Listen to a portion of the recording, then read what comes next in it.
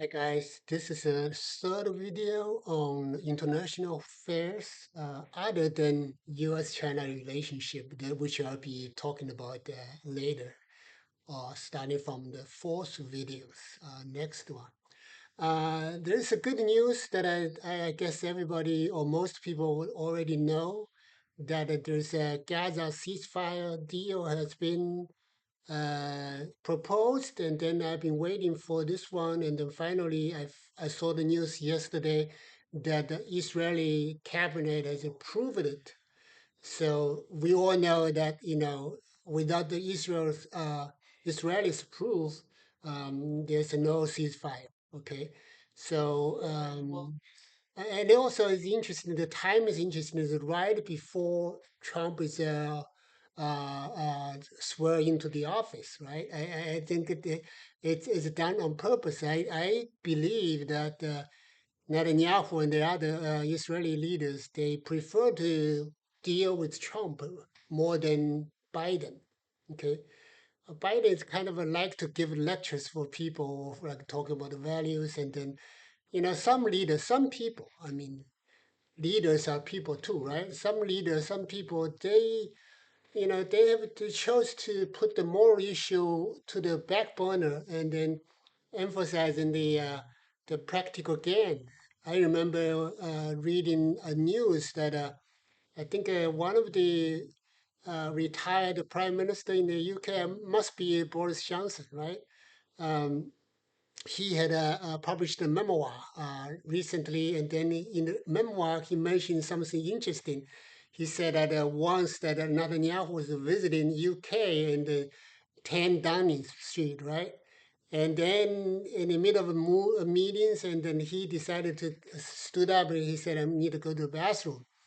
And then maybe because he took extra longer time in the bathroom, but anyway, I think that countries spies on each other all the time, right? So it's not a new. So Boris Johnson, after Netanyahu left, and ordered his people to thoroughly check on the bathroom, and sure enough, there was like a bug identified and discovered. And then I was laughing, I was smiling on this because, like I said, the countries spies on each other all the time, but a top executive officer doing that himself, that's kind of funny. But I'm just saying that Netanyahu and Trump, they are kind of the similar.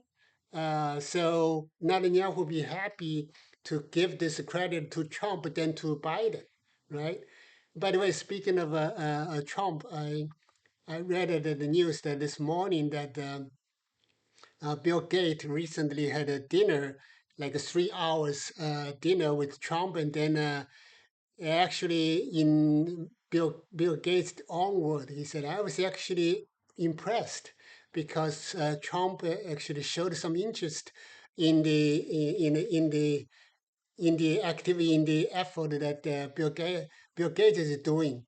And then so when they were talking about wipe out the some diseases and the HIVs, and Trump showed very interesting. I think that Trump have learned quite some lessons from his first term. I think in the first term it's just he's basically an elephant in the China shop. But this time, the second time is better. He won't have a third time, right?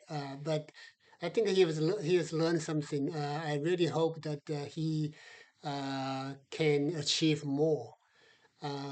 Because he already said that he called, China's President Xi Jinping, and they had a good conversation. And then Trump was saying that U.S. and China together, we can do anything, and we can keep the world in peace, and which is good. I really like that. I really like the messages.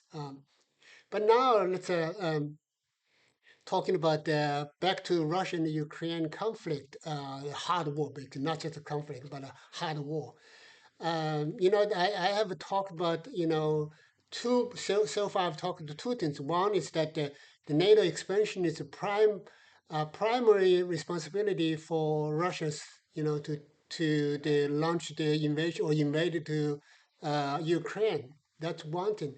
The second point that I would say is that Putin has no right, even though NATO expansion has bear the responsibility. That doesn't mean that the Putin has the right to invade Ukraine. It's a different. It's an independent country, sovereign countries.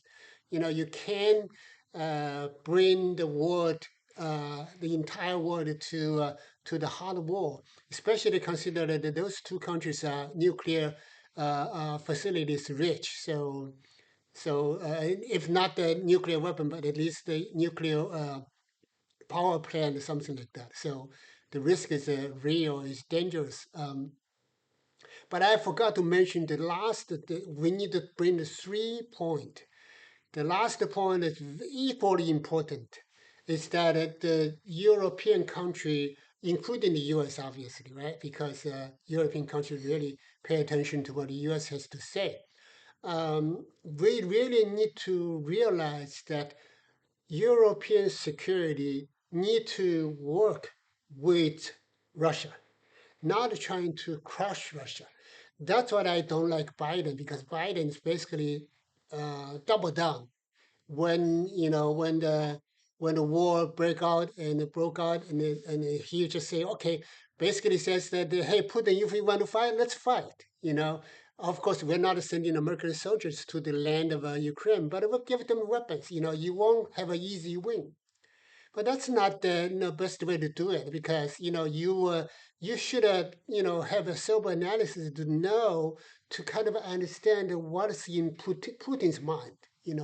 Putin's not he's kind of a we I know he's a reputation of being crazy, but he's not crazy enough to just launch the invasion of the Ukraine on his own out of nothing.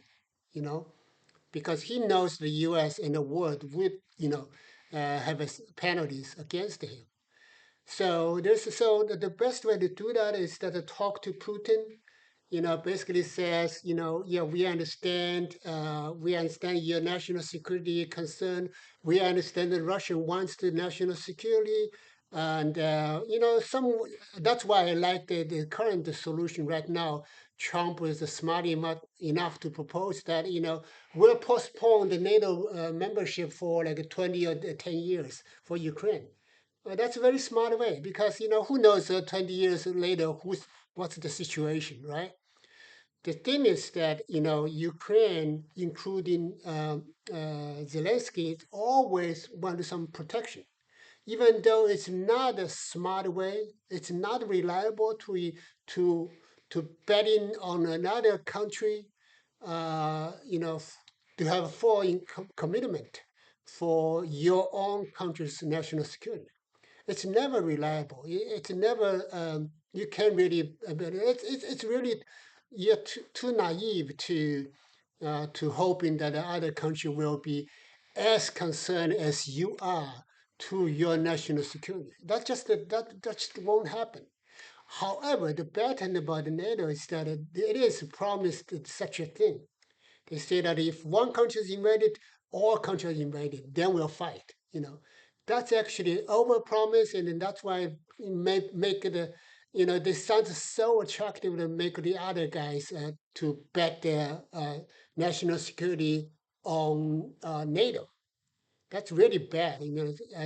So this is the third point that we have to see. This, without that, um, the sustainable peace in Europe won't happen. Okay, thank you.